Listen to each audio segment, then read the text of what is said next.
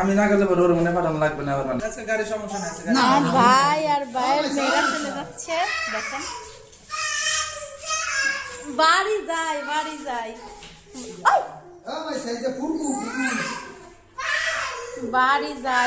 যায় চলে যাচ্ছে কি খুশি এই যে আমি আসছি এই যে মা দাঁত দেখলি না আমারে এই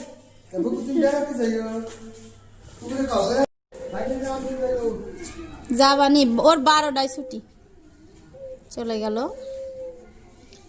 এই সর্বপ্রথম আমার ভাই এতদিন মানে 4 দিন কোথাও বেড়ালো, তাও আবার আমার বাসায়।